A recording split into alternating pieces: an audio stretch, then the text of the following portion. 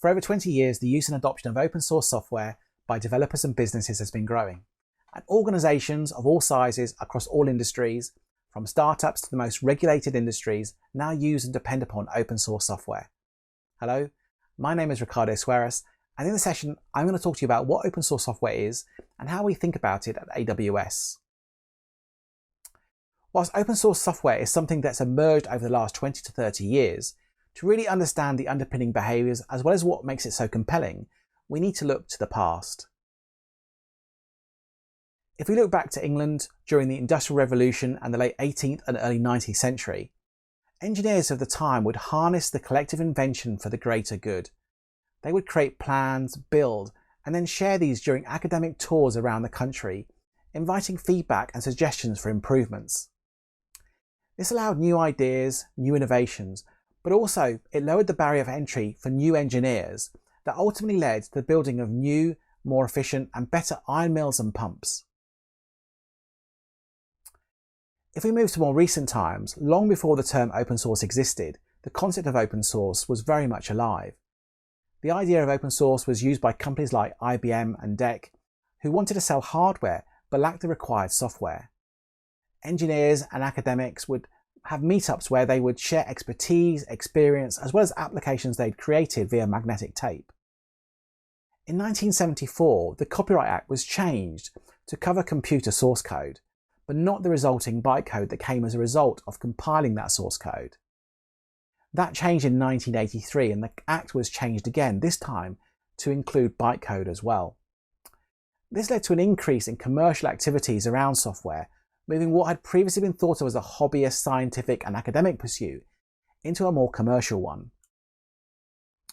This resulted in more software being made available under commercial terms, with no source code being made available.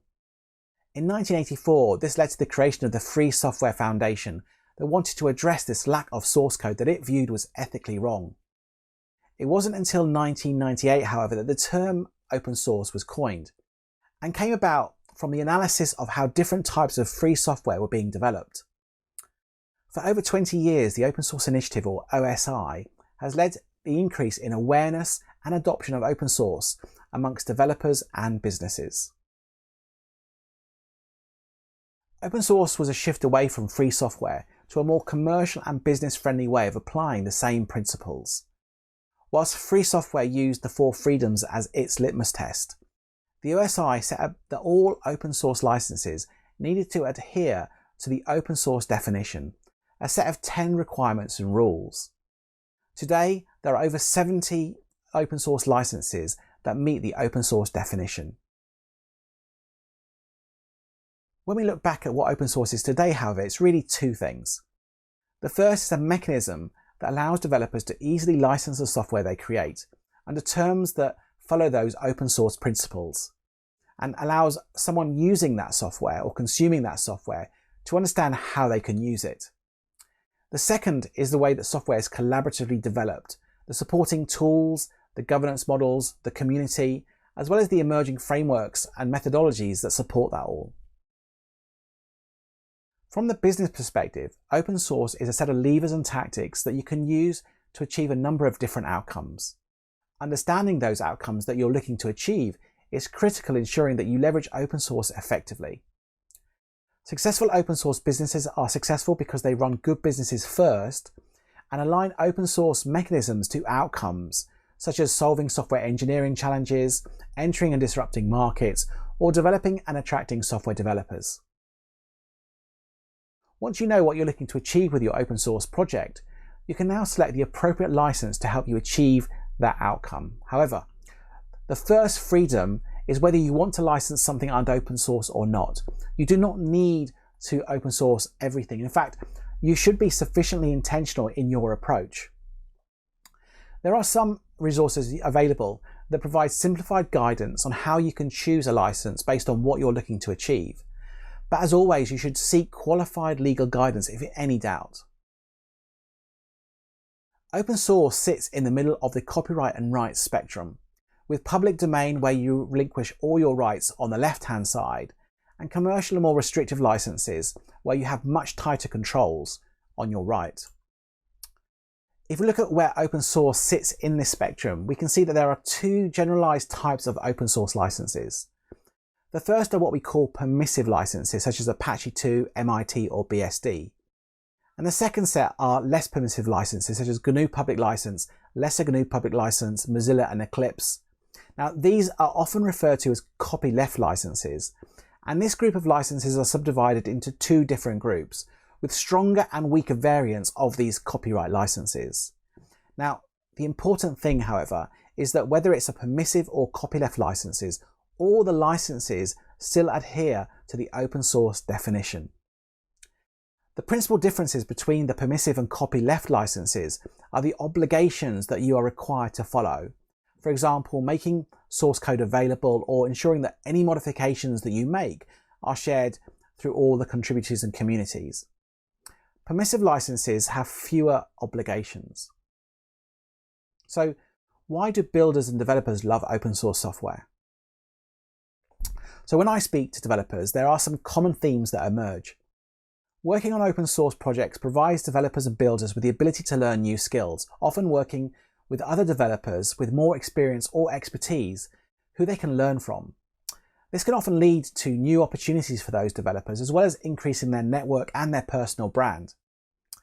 In his book Drive, the author Dan Pink takes a look at what motivates people, and in it he includes a case study of open source developers.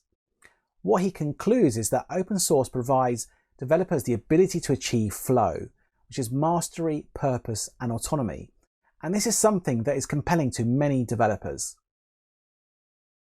It is not just technical skills, however, and developers working together under open source terms have the opportunity to sharpen and hone their soft skills, which is often very important when working with a group of volunteers. Finally, developers are free to pursue their own interests and have freedoms to experiment, something that they don't always have the time or space to do when they're at work. Developers themselves have spoken, and they say they're more successful when they're engaging in open source development, and that this has led to significant impact on improving their own careers. So developers love and are more successful when they're working with open source, but what about business? So it turns out that open source is great for business too. Whether it's accelerating innovation by focusing on building just what differentiates you as a business, how businesses can use open source to enter and disrupt markets, the economics of open source, or that businesses can now be stakeholders and drive decisions in the software that is strategically important to them. There are many reasons why open source is good for business and why businesses love open source. The fact is that you are consuming open source. This recent report from Black Duck of source code audited from enterprises showed that 96% of all projects contained open source code. Now, when we look back at the typical adoption of open source software in enterprises, this is the pattern that I have seen over the last 15 years. In the early days, many businesses refused to use or even consider using open source software, which is stage 0 or denial. This slowly changed as open source projects grew, matured, and started to begin underpinning many commercial products. Businesses began to experiment with open source software, and this experimentation, together with some external forces, slowly led to acceptance and use. Open source software soon proved its value, however, and many businesses started shifting to standardizing and championing the use of open source software. And then they looked to use managed versions of those open source software projects to address support and maintenance requirements. Many organizations, however, stopped at this stage, happy to consume open source, but not to collaborate with the open source projects themselves. As a result, many businesses are failing to take advantage of the opportunities that this collaboration will bring, and I'm going to touch upon that in the next slide. What we find is that this loss of opportunity is a result of failing to incorporate open source levers and tactics within their business strategy. A survey by Black Duck done in 2017 showed that the key benefits that organizations had from moving from consumption to contributing to projects were competitive advantage, reducing development costs, as well as improving quality and reliability. When we look at some of the research that's done more recently to understand this in more detail, we can see this in terms of increase of productivity, doubling the productivity when comparing those companies that just consume versus contribute to open source, and higher quality, as seen in this research paper showing that developers who spend more time working on open source projects spend more time reviewing the work they do. Now, it's not just productivity and high quality. When we look at the economics of developing software, we can see that when you embrace developing products with open source, you can spread a significant amount of the efforts to a broader group of contributors. When we look at a typical cost associated with developing a code base, if you're looking at this and doing this all yourself, then you'll take on all the cost and effort. So this is the graph on the left in blue. When you start working in the open, you can see the amount of effort and contribution is shared, and the portion of work that you need to do, still in blue, is reduced over the lifetime of the code base. It is clear that builders and businesses love and embrace open source. Amazon cares about open source for all the same reasons that our customers and builders do. So let's take a closer look. As a company, we are customer obsessed. We don't lead with what the coolest tech is, what competitors are doing, or what delivers the best short-term results. We aim to build relationships with customers that outlast any of us. Many of our customers are enthusiastic users and creators of open source software, using it to speed up their own pace of innovation, improve productivity, and more. Others are just starting to use open source, often at the same time as they're first venturing out into cloud as part of their IT modernization journeys. Cloud and open source have always been highly interdependent, and cloud was built on open source, but also built to run open source. Cloud has also propelled the growth of open source, making it easy for customers to deploy and use open source software. Cloud has provided validation that open source is robust and production ready, and increases awareness, as well as provided validation for many open source projects and technologies. Being true to our customer means being true to open source, and we strive not to be just good citizens, but also good leaders in open source. And we advocate for and partner with our customers in using, growing, and innovating on open source. Our participation in and support of open source encompasses our own projects, code contributions to other projects, and financial support of open source foundations and projects, as well as the force multiplier effects of customers being able to run open source in the cloud, either on their own or via managed services. We focus on staying close to upstream as possible, and open source contributions bubble up from within our teams as it helps to reduce the technical debt and reduces the maintenance burden. In open source, many eyes means that all bugs are shallow, and in many cases this can also improve the quality and security. When we created S2N, our Apache 2 licensed TLS implementation, it was beneficial to get more feedback and developers reviewing the code. As customers migrate to the cloud, many look for opportunities to modernize. We provide many opportunities for customers who want to do this, and many of our customers are moving from .NET to .NET Core, which is the open source implementation of .NET. Many look at modernizing further by deploying those on serverless operational models or managed container services. Our customers are looking to use open source as an approach to migrate from proprietary licensing regimes to open source equivalents. This allows them to free the organization from disruptions caused by unexpected and sometimes punitive license policy changes. We provide assistance that can help you if you're looking to move more workloads to Linux, including migrating Microsoft SQL Server from Windows to Linux. We also have the database migration service that allows you to migrate your proprietary databases to a number of open source alternatives, such as MySQL or Postgres, and we have hundreds of thousands of customers that have used this service since it was launched. Many enterprise applications are built on Java, and Java is still incredibly popular in enterprise environments. Amazon Corretto is a certified open source distribution of OpenJDK that can be used as a drop-in replacement for many Java distributions, providing you with the security patches and the bug fixes you need and provides you with a single Java distribution to manage across all your environments. Amazon Corretto also provides innovations such as the Amazon Corretto cryptographic provider that can significantly improve your cryptographic operations within your applications. Open source enables hybrid capabilities, allowing customers to make choices based on the level of flexibility and customization they want, the skills and resources that they have, or the level of risk they want to take on. Using services such as the database migration service, customers can move off those proprietary databases and move on to those open source equivalents such as MySQL and Postgres. Customers can then choose where and how they want to run those workloads moving forward. They can keep running on existing self-managed versions of open source technologies, but many customers choose, however, to not to want to manage those open source products and want someone else to manage, patch, secure, scale, and operate on their behalf. So they increasingly look to use AWS managed service equivalents.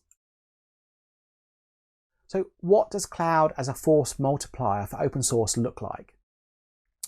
At AWS, we strongly believe that the operation of a great open source software is as important as the software itself, because managing that software as a service for customers makes it accessible to a broader population. Cloud provides validation and raising visibility and awareness of open source projects and technologies. Adopt OpenJDK is a great community effort, and it provides an alternative for customers who want to get an OpenJDK-based build from the community. And Martin Verberg from Adopt OpenJDK said that when Amazon Corretto was launched, it provided recognition for OpenJDK as a viable runtime and for use in production. We contribute to projects that matter to customers, and we also help support innovation in those projects. When AWS launches a service based on an open source project, we make a long-term commitment to support for our customers. We contribute bug fixes, security, scalability, performance, and feature enhancements back to the communities. For example, we have been a significant contributor to the Apache Lucene project, which powers the Amazon Elasticsearch service. The Amazon EMR team has been making contributions to the Hadoop ecosystem for many years, and the Amazon Elastic Container Service for Kubernetes, or EKS, team has been contributing to Kubernetes code as well. Sometimes this is on pre-existing projects that are meaningful to our customers, for example Linux, Kubernetes, and others. But other times it might be new projects we release, such as Apache MXNet, Firecracker, BottleRocket, which many of our customers can then use and innovate on top of. Now, across both consuming and contributing to open source, this force multiplier effect is the tide that lifts all boats and allows open source to win. So customers want to get the benefits of open source, but many of them do not have the skills or resources to deploy, configure, patch, operate these open source projects. AWS has been building and operating open source for many years, and our customer obsession and our commitment to making our customers' lives easier led to us to operationalizing open source to make it easy for them to use. AWS services are built to meet the very high needs and high-scale multi-tenant operations, and when we build a service based on open source, we provide customers with a fully managed, highly scalable and multi-tenanted service. This allows you to run, for example, MySQL in the cloud without the need to set up, operate, and scale that database yourself. You also have the option to run Amazon Aurora, which is a MySQL compatible, but up to 5 times faster than standard MySQL. Customers love it because it allows them to leverage their existing skills, tools that they're familiar with, and move it from on-prem while scaling to the cloud. Now, it's not just optimizing for performance of these open source projects, but also the speed at which customers can get started. Customers also want the convenience and selection of being able to run their favorite open source software. And the AWS Marketplace provides customers with the ability to easily find and start using open source software that they love, including using managed services from open source partners such as MongoDB, Acquia, and WordPress. Now, here's a look at some of the AWS services for open source, across different categories such as data analytics, databases, compute, machine learning, and many more. These managed services allow customers to quickly get started using these open source technologies, and they don't have to worry about having to manage or run them. They integrate with other AWS services, making it easy for customers to incorporate these open source services in their existing or new solutions. The longevity and viability of open source is very important to our customers, which is why we are a significant contributor and supporter of open source communities. Since AWS launched in 2006, we've contributed to a broad variety of open source software projects and will continue to do so as we seek the help with our customers. Now, let's take a look at what some of those contributions look like. This is a sample of some of our open source projects. Some of these projects you may not be familiar with, but some of them are super interesting. Let's take a look at some of them. So Particle is an open source project that allows you to provide a single query language across all your data sources, making it easy and efficient to query your data regardless of where it is and what format it is sorted in. Amazon SageMaker Neo enables developers to train machine learning models once and then run them anywhere in the cloud or in the edge on devices with limited resources. The AWS Serverless Application Model, or SAM, is an open source framework for building serverless applications. S2N, which is short for signal to noise, is an open source transport layer security implementation. And Amplify is a development platform for building secure, scalable mobile and web applications that makes it really easy to add new capabilities such as machine learning, analytics, and more. So these are just some of the projects, but let's take a closer look at one of these projects, Firecracker. So before Firecracker, when working with containers, you had to make a choice between containers that had fast startup times and high density, or virtual machines with strong hardware virtualization-based security and workload isolation. With Firecracker, you can have it both. And Firecracker is a virtualization technology purpose-built for creating and managing secure, multi-tenanted micro VMs that's used for serverless computing, whether that's for containers or functioning, and we open sourced it. Our customers are using these projects and Firecracker specifically and innovating on top of. So Weaveworks, a startup software company that makes it fast and simple for developers to build containerized applications, they used Firecracker when they built Ignite, which is a GitOps managed virtual machine solution. Now, I previously mentioned that when AWS launches a service based on an open source project, we make long-term commitments to support our customers, and this means contributing back to those upstream projects. We contribute bug fixes, security, scalability, performance, and feature enhancements back to the community.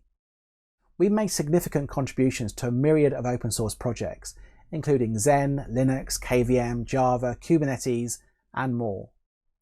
These are just a subset of the projects and our contributions, and they continue to accelerate. We have a simple, streamlined process to make contributions, which has made it easy for our engineers to participate. Some of our customers are using a rapidly growing open source project called Spinnaker, which originated at Netflix and is used to deploy all of their applications and microservices.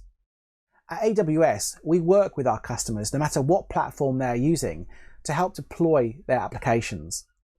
And we began working and contributing to Spinnaker in 2018 and have integrated support for Amazon EKS and Fargate and contributed an AWS Lambda cloud driver as well as the tooling to deploy Spinnaker on top of Amazon EKS.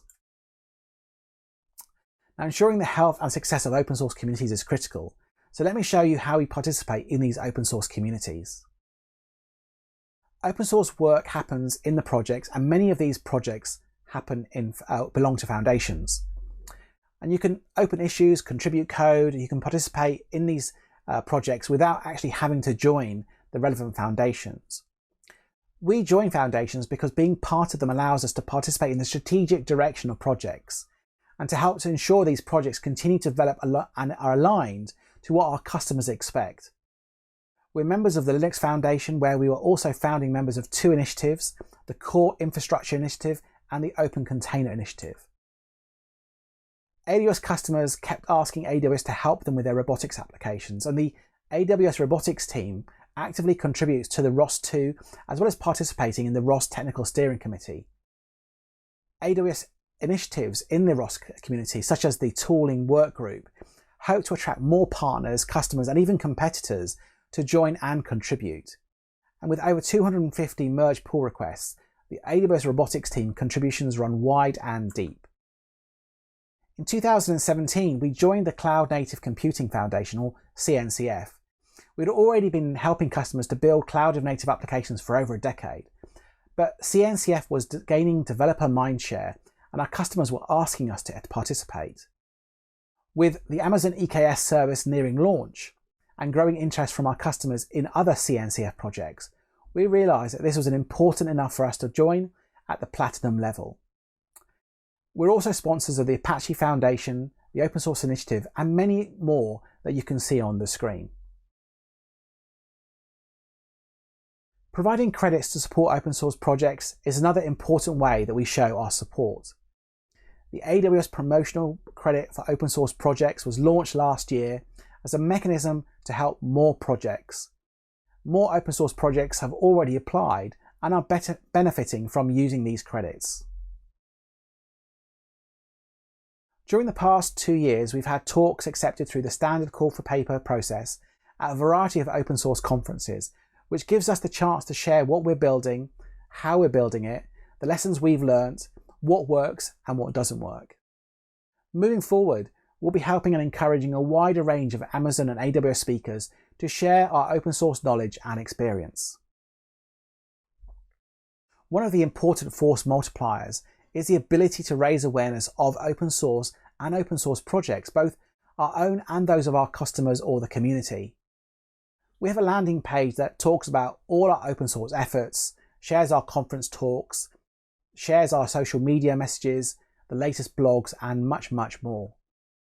Our Twitter handle, AWS Open, was launched at OSCON in 2017, and we use this to share everything about open source and AWS. On our blog, we've published over 220 posts since it was launched, and 20% of those posts have been published by guest authors from the open source community or customers. We are always looking for more customer or open source community related contributions, however, so if you have a topic that you want to talk about or publish in our post, please get in touch via the AWS Open Twitter handle. So with that, thank you very much for your time. Please follow us on social media. Please read the blog and visit the website to keep up to date with everything that's happening with open source and AWS. Thank you very much.